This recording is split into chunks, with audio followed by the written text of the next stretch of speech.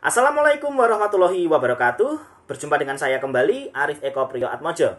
Dalam video kali ini, saya akan berbagi mengenai peluang-peluang kerja yang dapat diambil oleh lulusan pendidikan bahasa Inggris, baik itu lulusan sarjana ataupun lulusan magister. Di era persaingan kerja yang amat sangat kompetitif seperti sekarang ini, kita perlu mengetahui pekerjaan apa saja yang dapat diambil oleh para lulusan pendidikan bahasa Inggris, baik itu lulusan sarjana ataupun magister. Karena memang saat ini terjadi inflasi degree, lulusan sarjana pendidikan bahasa Inggris juga sudah sangat banyak, dan kemudian lulusan magister pendidikan bahasa Inggris juga sudah mulai banyak. Sehingga dengan lapangan kerja yang tentu mungkin tidak dapat mengcover semua lulusan sarjana ataupun magister pendidikan bahasa Inggris, kita harus dapat mencari celah, mencari peluang di pos mana kita dapat bekerja. Oke, mari kita simak. Yang pertama adalah menjadi guru bahasa Inggris, mulai dari sekolah dasar, sekolah menengah pertama, hingga sekolah menengah atas. Nah, di sini kalian bisa menjadi guru bahasa Inggris di sekolah swasta ataupun di sekolah negeri. Untuk di sekolah negeri sendiri, biasanya nanti akan dibagi menjadi dua, ada guru P3K dan juga guru PNS. Yang semuanya adalah ASN ya. Kemudian kalau di sekolah swasta, nanti akan ada jenjang karirnya juga, misalkan dimulai dari guru OJT atau guru on the job training yang biasanya ini harus dilaksanakan atau diikuti dalam waktu sekitar 3 bulan, kemudian akan naik misalkan menjadi guru tidak tetap, lalu menjadi guru kontrak, lalu pada akhirnya bisa menjadi guru tetap yayasan atau GTY. Nah, jika kalian menjadi guru di sekolah SMP dan juga SMA, kalian sebagai guru bahasa Inggris akan mendapat kesempatan untuk masuk ke Dapodik dan juga mendapatkan NUPTK. Nah, pilihan karir berikutnya atau yang kedua adalah menjadi seorang dosen di perguruan tinggi. Untuk menjadi dosen bahasa Inggris ataupun dosen pendidikan bahasa Inggris di perguruan tinggi, kalian harus sudah bergelar magister atau S2. Nah, di sini kalian bisa melamar pekerjaan sebagai dosen di perguruan tinggi swasta ataupun di perguruan tinggi negeri. Di perguruan tinggi swasta ataupun di perguruan tinggi negeri dibagi menjadi dua juga. Nanti ada dosen tidak tetap atau dosen luar biasa yang tidak terikat, tidak memiliki NIDN, tidak memiliki home base, dan juga ada dosen tetap ya yang memiliki home base dan juga memiliki NIDN. Kalau di instansi negeri, di perguruan tinggi negeri, dosen tetap dibagi juga menjadi dua lagi, menjadi untuk sekarang masih ada yang namanya dosen tetap non PNS dan juga ada dosen tetap PNS. Namun kemungkinan kedepannya akan difokuskan menjadi dosen tetap PNS dan juga dosen tetap P3K, kemungkinannya begitu.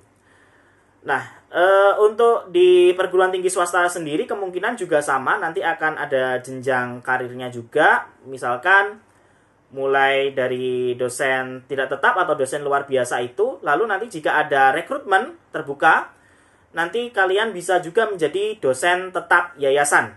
Sehingga juga berhak atas NIDN dan juga berhome base di suatu program studi.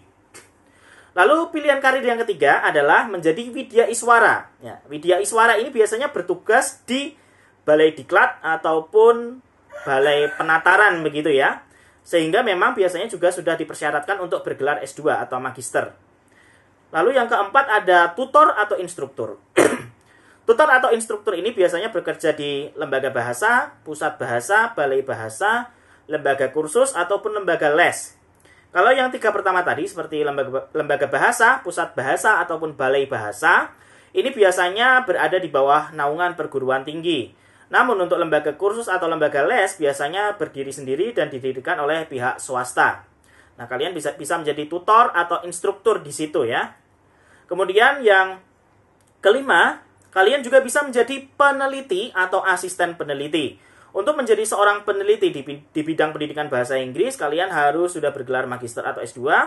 Namun untuk menjadi asisten peneliti, biasanya yang bergelar S1 atau sarjana juga masih diperbolehkan.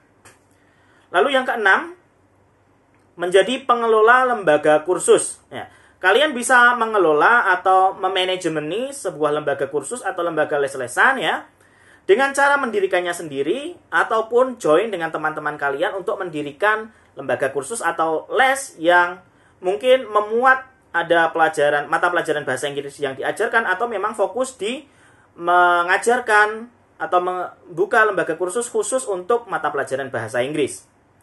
Lalu yang ketujuh adalah kalian juga bisa menjadi penerjemah ataupun interpreter. Karena sebagai lulusan pendidikan bahasa Inggris, kita juga dibekali dengan pengetahuan dan keterampilan untuk menerjemahkan dan juga menjadi interpreter. Kemudian yang kedelapan adalah menjadi tourist guide atau pemandu wisatawan ya. Kita bisa mengambil pekerjaan ini di berbagai wilayah yang menjadi tujuan wisata para wisatawan mancanegara.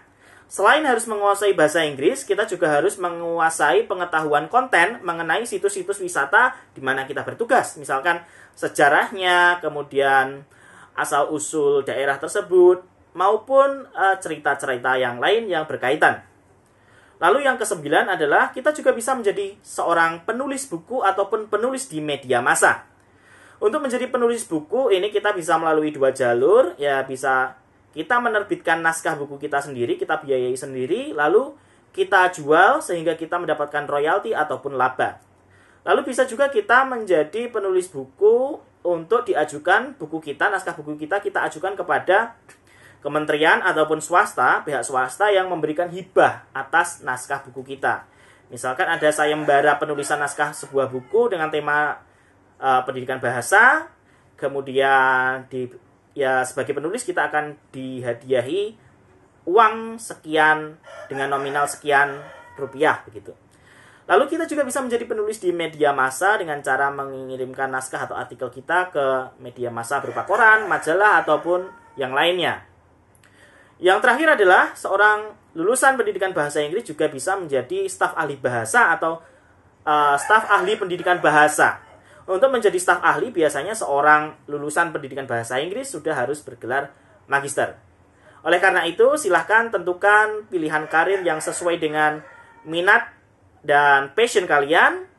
Lalu, rencanakan juga untuk studi lanjut S2 kalau memang pilihan karir kalian itu mengharuskan persyaratan awal sebagai seorang magister atau lulusan strata 2. Kemudian untuk para guru, setelah kalian mendapatkan pekerjaan sebagai guru, baik itu di instansi negeri, sekolah negeri ataupun sekolah swasta, ada baiknya juga agar kalian nanti mengikuti program pendidikan profesi guru atau biasa disingkat PPG, agar kalian juga nanti kelak berkesempatan untuk dapat mengikuti penjaringan sertifikasi guru. Mungkin demikian yang dapat saya sampaikan. Semoga dapat memberikan wawasan untuk para calon lulusan pendidikan bahasa Inggris ataupun lulusan pendidikan bahasa Inggris pada umumnya. Terima kasih, semoga bermanfaat. Wassalamualaikum warahmatullahi wabarakatuh.